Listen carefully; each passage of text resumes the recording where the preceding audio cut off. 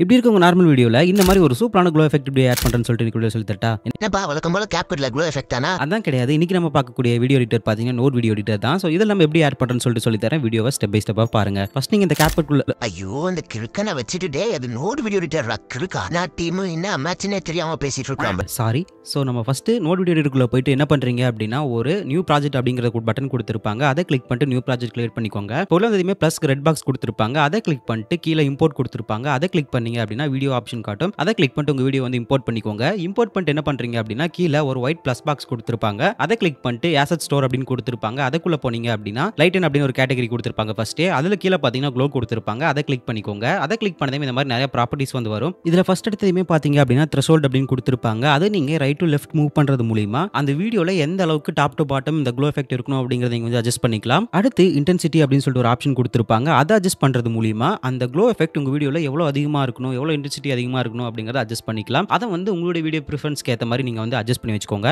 அடுத்து ஃபர்ஸ்ட் ஒரு டூல் குடுத்திருப்பாங்க ஸ்கேட்டரிங் அப்படின்னு சொல்லிட்டு. அதை அட்ஜஸ்ட் பண்றது மூலியமா அந்த க்ளோவோட எட்ஜ் இருக்கு இல்லையா, அது வந்து எவ்வளவு தூரம் வரணும் அப்படிங்கறத நீங்க அட்ஜஸ்ட் பண்ணிக்கலாம். அடுத்து க்ளோ கலர் அப்படின்னு சொல்லிட்டு ஒரு ஆப்ஷன் குடுத்திருப்பாங்க. அதை கிளிக் பண்ணிட்டு ஒரு சின்ன சர்க்கிள் இருக்கும் லெஃப்ட் சைடு கார்னர்ல, அதை ரைட் சைடு கார்னருக்கு மூவ் பண்ணி விட்டுட்டு இப்ப பெரிய சர்க்கிளை உங்களுக்கு பிடிச்ச கலர்ல ரொட்டேட் பண்ணி நிறுத்தினீங்க அப்படின்னா இந்த மாதிரி ஒரு க்ளோ எஃபெக்ட் வந்து உங்க வீடியோ கிடைச்சிரும். இப்போ நீங்க எக்ஸ்போர்ட் கொடுத்துட்டீங்கன்னா வேலை முடிஞ்சுது.